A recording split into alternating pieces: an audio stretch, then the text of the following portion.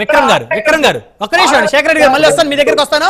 విక్రమ్ గారు మీరు ఒక్క అంశం చెప్పండి. విక్రమ్ గారు ఎమ్మెల్యేలు అసెంబ్లీకి రాకుండా జీతాన్ని పొందొచ్చా? ఎందుకంటే ఈ చర్చ నడుస్తూ ఉంది పెద్ద ఎత్తున. ఎందుకంటే ప్రమాణ స్వీకారం చేసిన తర్వాత వైకాపా ఎమ్మెల్యేలు అసెంబ్లీకి రావటం లేదు.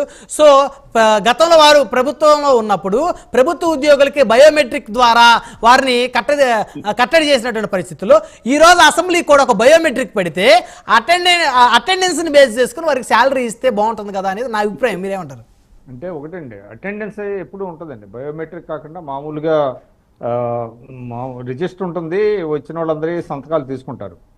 అయితే ఇక్కడ ఏంటంటే మనకి 6 నెలలు సమయం ఉంటుందండి. 6 నెలల్లోగా రాకపోతే కనుక అది అనారోగ్యం అని ఏదన్నా ఒక లెటర్ పెట్టి రాలేనటువంటి పరిస్థితుల్లో ఉంటే స్పీకర్ గారు దాన్ని పరిగణలోకి తీసుకుంటారు. లేకపోతే 6 నెలల వరకు కనుక కంటిన్యూగా రాకపోతే ఆటోమేటిక్గా డిస్క్వాలిఫై చేసేటువంటి అవకాశం కూడా ఉంటుంది. సరే, ఈ 6 నెలలు రాకపోయినా కూడా జీతభత్యాలు పొందేటువంటి అవకాశం ఉంటుంది. కాకపోతే అది ఎవరికి వాళ్ళు అది అంటే వాళ్ళ విచక్షణ మీద ఉంటుంది. మనం నో వర్క్ నో పే అంటారు కదా, మరి వర్క్ చేయనప్పుడు ఏ విధంగా పే చేయాలనేది. అయితే కొంతమంది ఆర్గ్యుమెంట్ ఏంటంటే నియోజకవర్గాల్లో కూడా తిరుగుతూ ఉంటారు కాబట్టి ఆ అలవెన్స్లు అవన్నీ తీసుకుంటారు అనేది. అది అంటే ఒకటండి, జీతం అనేది అది చిన్న అంశమే, కానీ ఇక్కడ మీకు ఒక బౌండెడ్ డ్యూటీ అనమాట. అంటే ప్రజలు మీకు కల్పించినటువంటి ఒక బౌండెడ్ డ్యూటీ అసెంబ్లీకి వెళ్ళటం, అసెంబ్లీలో మాట్లాడటం, నిలదీయటం ప్రభుత్వాన్ని. ఎందుకంటే మీకు అటువంటి వేదిక ఇంకెక్కడ దొరకదు. అటువంటి వేదికని మీరు సద్వినియోగం చేసుకోకపోతే, వాళ్ళ చిన్న ఉదాహరణ అండి, మొన్న అసెంబ్లీ జరుగుతుంటే జగన్మోహన్ రెడ్డి గారు ఢిల్లీ వెళ్ళారు. అక్కడ ఆయన ఏదో ప్రజెంటేషన్ ఇచ్చి జాతీయ మీడియాని పిలిచారు, అంతా జరిగింది. ఇక్కడ చంద్రబాబు నాయుడు గారు ఉన్నప్పుడు ఆయన కనుక అటెండ్ అయ్యి ఆయన చెప్పినటువంటి వాటిలో మీకు లూప్ హోల్స్ ఉంటే అక్కడికక్కడే ఎత్తి చూపించేటువంటి అవకాశం ఉంటుంది. ఆయన దూరంలో ఆయన చెప్పుకెళ్ళి ఈయన దూరంలో ఢిల్లీలో ఈయన దూరంలో చేస్తే అది కుదరదు. అది అందువల్ల ఏది నిజం ఏది అబద్ధం అనేది ప్రజాక్షేత్రంలో తెలుసుకుంటా ఉంటున్నారు. ఫైనల్ గా ప్రతిపక్ష హోదా ప్రజాక్షేత్రంలో ఏం తెలుసుకుంటారు, ఎవరి వెర్షన్ వాళ్ళకి వెళ్తా ఉంటది. మీడియా ముఖంగా మాట్లాడతాము, అసెంబ్లీలో అవకాశం రాదు కాబట్టి. ఇప్పుడు మనకి ఎందుకున్నది, ఇవాళ చర్చల ద్వారానే సమస్యల పరిష్కారం అవుతాయండి. ప్రజాస్వామ్యంలో చర్చలు సంవాదాలు వాళ్ళ అనేక సందర్భాల్లో కొన్ని అంటే ఇప్పుడు వారు చెప్తున్నారు కదా, కొన్ని చట్టాలని సవరించేటువంటి అవకాశాన్ని కోల్పోతారు వాళ్ళు. ఇవాళ సపోజ్ కూటమి ప్రభుత్వం కొన్ని ప్రజా వ్యతిరేకమైనటువంటి చట్టాలు తీసుకొచ్చేటువంటి పరిస్థితి వచ్చిందనుకోండి, దాన్ని సరిచేసేటువంటి అవకాశం వైసీపీకి ఉంటుంది. అదేవిధంగా మీకు శాసనసభలో మీరు చూపించేటువంటి పెర్ఫార్మెన్స్ ద్వారానే ప్రజల హృదయాలు మళ్ళీ గెలుచుకోగలుగుతారు. ఇవాళ మీరు సరే టెంపరీగా డిబ్యాకులు ఉంటుంది, ఏ పార్టీకైనా ఓటమి తర్వాత కేడర్ కొంతమంది వెళ్ళిపోతారు, నాయకులు కొంతమంది వెళ్ళిపోతారు. కానీ మళ్ళీ మీరు ఆ కాన్ఫిడెన్స్ రిగెయిన్ చేసుకోవాలంటే assembly is the best platform అండి. ఆ ప్లాట్ఫామ్ ని వదిలేసుకొని మేము ప్రజల్లోకి వెళ్తామంటే ఇక అది వాళ్ళని మనం ఏం చేయలేము, అది వాళ్ళ విచక్షణ. అది శేఖర్ రెడ్డి గారు క్యాడర్ ని ఏ మేరకు కాపాడుకోగలుగుతారు? సో జనసేన గేట్లు తెరిస్తే వైసీపీ క్యాడర్ చాలా వరకు జనసేనలోకి వెళ్ళే అవకాశం ఉంది అంటున్నారు. సార్, మీకు విషయం బాగా అర్థం చేసుకోవాల్సిన ఏంటంటే బ్రహ్మనాయుడు గారు, మీరు కానీ జనసేన మిత్రులు కానీ అందరూ ఆలోచన చేసుకోవాల్సిన విషయం ఏంటంటే ఏపీలో ఇద్దరు వ్యక్తులకు మాత్రమే డైహార్ట్ ఫ్యాన్స్ ఉంటారండి. ఇద్దరు వ్యక్తులకు మాత్రమే. ఒకటి జగన్మోహన్ రెడ్డి గారు అయితే, రెండో వ్యక్తి పవన్ కళ్యాణ్ గారు. అది ఈ రాజకీయ పార్టీలకు అతీతంగా చెప్పాల్సిన ఏంటంటే ఫ్యాన్స్, నేను చెప్పింది డైహార్ట్ ఫ్యాన్స్ అండి. ఒకటి జగన్మోహన్ రెడ్డి, రెండు పవన్ కళ్యాణ్ గారు. పవన్ కళ్యాణ్ గారి ఫ్యాన్స్ జగన్మోహన్ రెడ్డి గారి దగ్గరికి వచ్చే పరిస్థితి లేదు. జగన్మోహన్ రెడ్డి గారి ఫ్యాన్స్ జగన్మోహన్ రెడ్డి గారిని అభిమానించే వ్యక్తులు, జగన్మోహన్ రెడ్డి గారిని ప్రేమించే వ్యక్తులు జగన్మోహన్ రెడ్డి గారిని వదిలేసి వినండి సార్, జగన్మోహన్ రెడ్డి గారిని వదిలేసి జనసేనలోకి వెళ్ళే పరిస్థితి ఉండదు. మీరు బాగా గమనించాల్సిన విషయం ఏంటంటే 40% ఓటు బ్యాంక్ అనేది నాట్ అన్ ఈజీ. మరి పవన్ అన్నకి ప్రాణం ఇస్తాం, జగన్ అన్నకు ఓటేస్తాం అనే బ్యాచ్ పవన్ కళ్యాణ్ గారి పార్టీలోకి వెళ్ళొచ్చు కదా.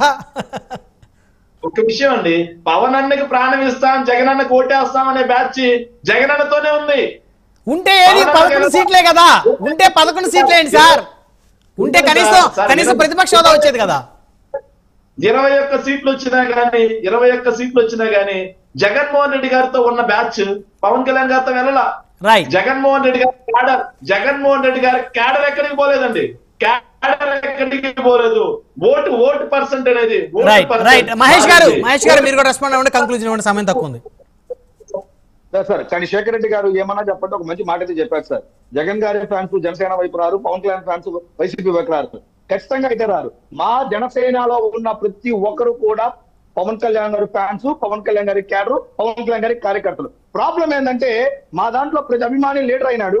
ఇప్పుడు ప్రాబ్లం ఏంటంటే మీ వైఎస్ఆర్సీపీ లీడర్లు, మీ వైఎస్ఆర్సీపీ క్యాడర్లు, కాంగ్రెస్ నుంచి అరువు తెచ్చుకున్నటువంటి నాయకులు, ఇతర పార్టీ నుంచి దూకిన నాయకులే మా వైపు చూస్తున్నారు తప్ప హార్డ్ కోర్ జగన్ ఫ్యాన్స్ మాత్రం ఎవరు రాదు సార్. నాకు తెలిసి శేఖర్ రెడ్డి గారు హార్డ్ కోర్ జగన్ గారి ఫ్యాన్, ఆయన రాకపోవచ్చు. ఏమో శేఖర్ రెడ్డి గారు పార్టీ మారరా అని చెప్పేసి మీరు ఎలా చెప్పగలరు? ఎంతమంది సార్ బయట నుంచి అరువు తెచ్చుకున్నారు ఎంతమంది? శేఖర్ రెడ్డి గారు జగన్ గారికి ఫ్యానే కాదు, శేఖర్ రెడ్డి గారు వైఎస్ఆర్సీపీ కార్యకర్త కాదు, శేఖర్ రెడ్డి గారు వైఎస్ఆర్సీపీ క్యాడర్ కాదు. ఈ రోజు శేఖర్ రెడ్డి గారు కేవలం జగన్మోహన్ రెడ్డి గారి ఫ్యాన్ కాబట్టి ఆయన ఖచ్చితంగా ఉంటారు. కానీ క్యాడర్ ఉండరు సార్, పాపం క్యాడర్ ఉండరు, సర్పంచులు ఉండరు, వార్డు మెంబర్లు ఉండరు. గ్రామాల్లో పరిస్థితులు, స్థానిక రాజకీయాలు, స్థానిక సమస్యలను బేస్ చేసుకొని క్యాడర్ వెళ్ళిపోయే పరిస్థితి ఉంటుంది సార్. క్యాడర్ వెళ్ళిపోతుంది, ఫ్యాన్స్ అయితే వెళ్ళరు. డెఫినెట్ గా ఆ మాట ఒప్పుకుంటాను. క్యాడర్ వస్తుంది, జగన్ గారు ఫ్యాన్స్ వస్తుంది చెప్పండి.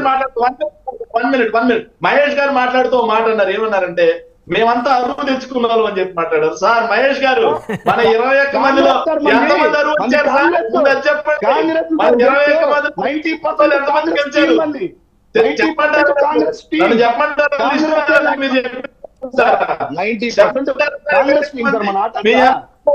రైట్ వాళ్ళు వచ్చిన వాళ్ళు చాలా మంది గతంలో ప్రజారాజ్యంలో ఉన్న వాళ్ళు కూడా చాలా మంది వచ్చారులేండి.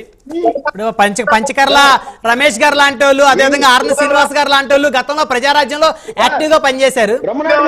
రైట్ సమయం తక్కువగా ఉంది, మారొచ్చు, పార్టీలు మారొచ్చు. ఒక విషయం శేఖర్ రెడ్డి గారు ప్రజారాజ్యం పార్టీ నుంచి వైఎస్ఆర్ కాంగ్రెస్ పార్టీకి వచ్చి ఎమ్మెల్యేలుగా గెలిచిన వాళ్ళు చాలా మంది ఉన్నారు. ప్రకాశం జిల్లాలో మదిశెట్టి వేణుగోపాల్ గారు, గిద్దలూరు అన్నా రాంబాబు గారు, అదేవిధంగా బొల్లా బ్రహ్మనాయుడు గారు గుంటూరు జిల్లా, అదేవిధంగా ఇంకా చెప్పుకుంటా పోతే విజయవాడ వెస్ట్ వెలంపల్లి గారు. ప్రజారాజ్యం పార్టీ క్యాడరు జనసేన వైఎస్ఆర్ కాంగ్రెస్ పార్టీలో 20% ఉండి ఎమ్మెల్యేలుగా గెలిచారు. వాళ్ళు 10% మళ్ళీ రిటర్న్ వచ్చారు, రావచ్చు పోవచ్చు. సో దానికి మనం చెప్పలేము. క్యాడర్ ఇంపార్టెంట్, నాయకులు మారినా క్యాడర్ అనేది మరి మారకపోవచ్చు, చూద్దాం. రైట్, సమయం లేదండి. ధన్యవాదాలండి చర్చలో పాల్గొన్నందుకు శేఖర్ రెడ్డి గారు, అదేవిధంగా విక్రమ్ గారు, అదేవిధంగా మెరుపుల మహేష్ గారు, అదేవిధంగా విద్యాసాగర్ గారు.